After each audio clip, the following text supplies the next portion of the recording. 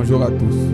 Nous allons poursuivre avec notre formation John, qui est un logiciel de gestion commerciale. Et aujourd'hui, nous allons travailler sur les fenêtres fournisseurs, boutiques et utilisateurs. Ce sont des fenêtres que nous allons mettre en place pour avancer dans notre formation. Déjà, parlons de la fenêtre fournisseur. Dans cette fenêtre, elle est comme la fenêtre client ou article que nous avons fait précédemment. Il y a un champ fenêtre interne dans laquelle nous avons placé une fenêtre interne fournisseur où il y a le nom du fournisseur, le numéro de téléphone, le nombre de commandes effectuées par le fournisseur, ses indices et la date de la dernière commande. Ici, nous avons placé une date aléatoire. Voici la description de la zone répétée fournisseur, l'identifiant, les initiales, la couleur de l'initiale, le nom du fournisseur, le téléphone, la date de la dernière commande et le nombre de commandes effectuées par le fournisseur. Dans notre fenêtre fournisseur, nous sommes ici au plan 1. Lorsqu'on va dans le plan 2, on a placé les champs nom, téléphone, email et adresse pour pouvoir enregistrer le fournisseur. C'est une fenêtre des plus simples. À l'initialisation de la fenêtre fournisseur, nous avons défini les variables GST fournisseur et GN indice ligne. Lorsque l'utilisateur veut faire une recherche, il va cliquer sur le bouton recherche. Donc voici le code. S'il veut ajouter un nouvel utilisateur, il va cliquer. S'il veut ajouter un nouveau fournisseur, il va cliquer sur le plus. Voici le code. Il sera redirigé au plan 2 de notre fenêtre. L'utilisateur va saisir toutes les informations et il va cliquer sur le bouton valider. Donc voici le code. On a une contrainte d'enregistrement. Il définit ces deux ST fournisseurs. Il intègre les valeurs des champs et il peut soit enregistrer, soit modifier directement en envoyant dans la procédure PG enregistre fournisseur. Donc voici le code.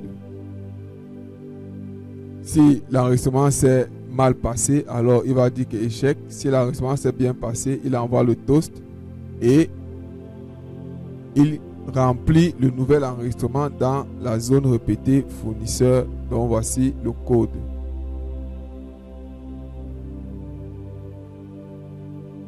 OK. Lorsqu'il veut modifier un utilisateur, il va donc cliquer sur la zone répétée. Donc il se met ici, nous sommes dans la fenêtre interne fournisseur.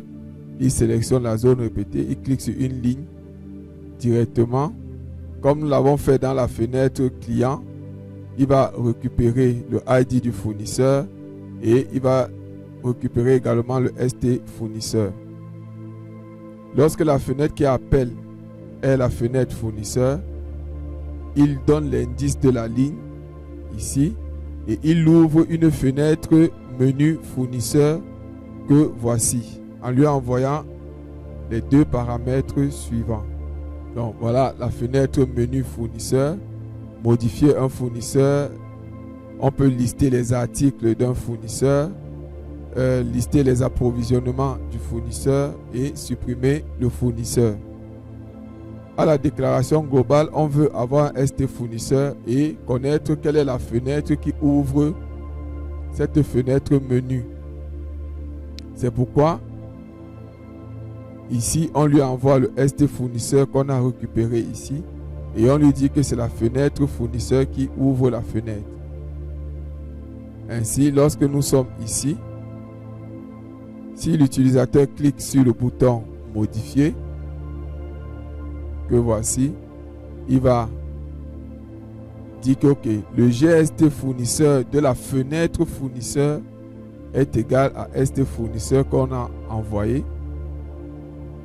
Il va remplir les champs avec la procédure PL rempli champ client.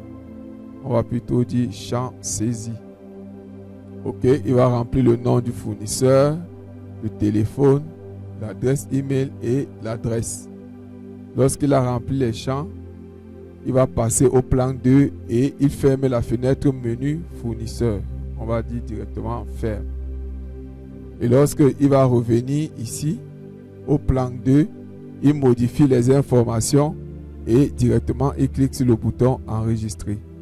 Lorsqu'il veut afficher les articles du fournisseur, nous avons dit ici que c'est en cours de développement et il va fermer ça. Pareil pour les approvisionnements du fournisseur. Ici, c'est pour, nous allons développer cette partie pour ceux qui seront des premiums. Lorsqu'il va vouloir supprimer un fournisseur, voici le code qu'il va exécuter. Il va supprimer dans la base de données en envoyant le ID du fournisseur. Et ici, il va supprimer dans la zone répétée. Il dit fenêtre fournisseur, c'est fournisseur jusqu'à zone répétée fournisseur.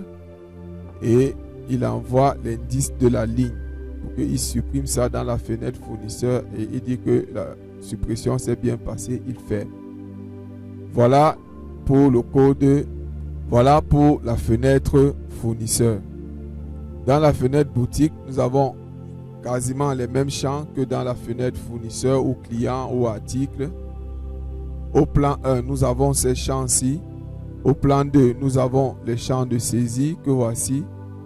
Ok, là on va taper le nom de la boutique, l'adresse, le téléphone, la ville, le pays. C'est le statut de la boutique. Est-ce que c'est actif? Est-ce que ainsi de suite? Donc, voilà.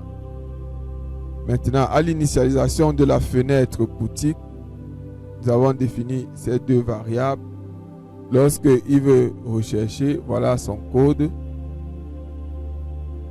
Lorsqu'il veut ajouter un nouveau, il clique sur le plus. Voilà le code. Ici, il vide les champs. OK. Et il est redirigé au plan 2. Quand il a fini de saisir les informations de la boutique, il clique là pour... Il y a la contrainte d'enregistrement. Il intègre les valeurs par défaut. Il change le nom au possible, le téléphone, la ville, l'adresse, le pays. Et il dit que le ID propriétaire, c'est le propriétaire en cours. Il enregistre la boutique en lui renvoyant la valeur de retour. Si l'enregistrement s'est bien passé, alors il va sauter cette partie et il dit enregistrement effectué avec succès. Il remplit la nouvelle boutique dans la zone répétée avec la procédure PL ajoute ligne. Donc voilà le code. Il vide les champs de saisie et il ferme la jauge. Il exécute l'ancêtre qui va le ramener au plan 1. Maintenant, lorsqu'il va sélectionner une ligne dans la zone répétée, ici, lorsqu'il sélectionne une ligne, il va exécuter cette partie du code où il ouvre ici à ce niveau le menu boutique. Voilà la fenêtre menu boutique. Il modifie la boutique, il peut sélectionner la boutique et il peut supprimer la boutique. Cette fenêtre s'initialise de la même manière que la fenêtre fournisseur tout à l'heure avec le ST boutique et le nom de la fenêtre qui appelle cette fenêtre menu. Maintenant, s'il veut modifier la boutique, il va cliquer là et voilà le code. Remplir champ saisie. Voilà ce qu'il va remplir tous les champs de saisie. S'il veut sélectionner une boutique, on a dit que c'est en cours de développement. Et s'il veut supprimer une boutique, c'est le même code que précédemment. Lorsqu'il veut supprimer une boutique, voici le code qu'il va exécuter. Avec la procédure PG supprime boutique. Lorsqu'il veut supprimer une boutique, il va exécuter cette partie du code.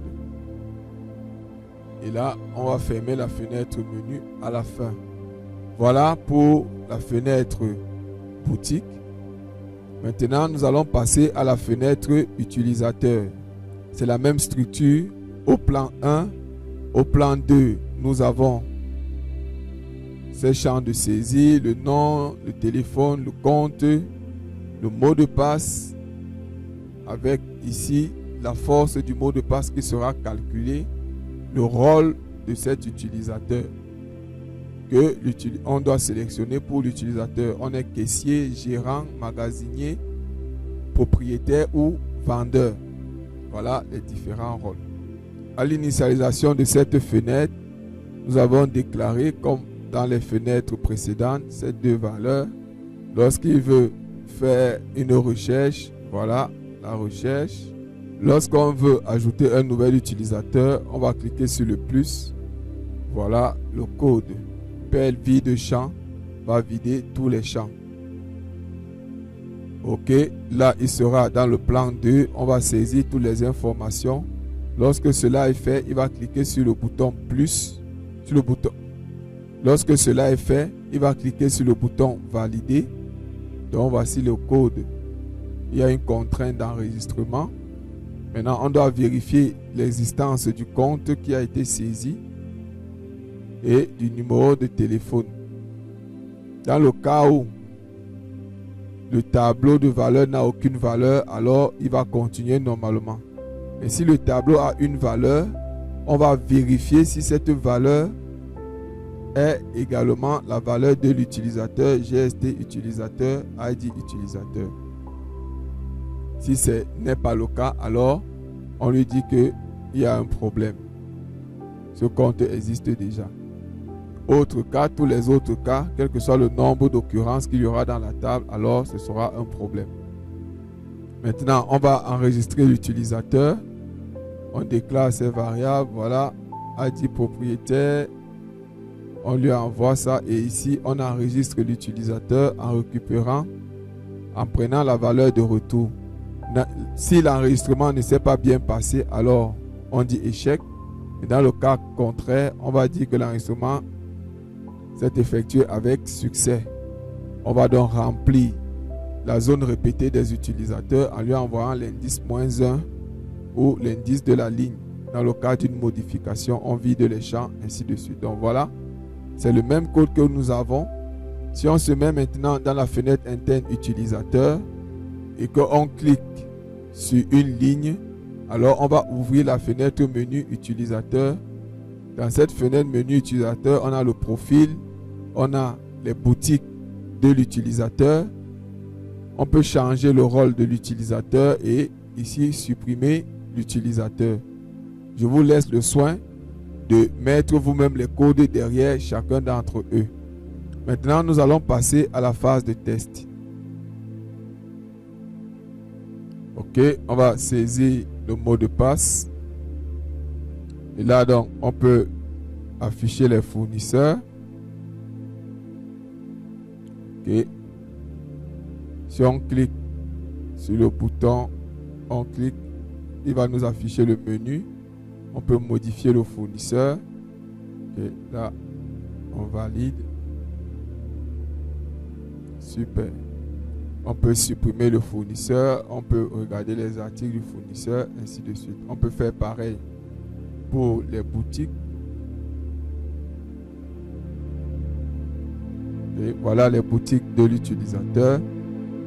On peut également faire pareil pour les utilisateurs. On peut supprimer. Ok. Merci d'avoir suivi cette vidéo. Ne manquez pas de liker, de commenter, de partager et surtout de vous inscrire pour ne rien rater de nos vidéos.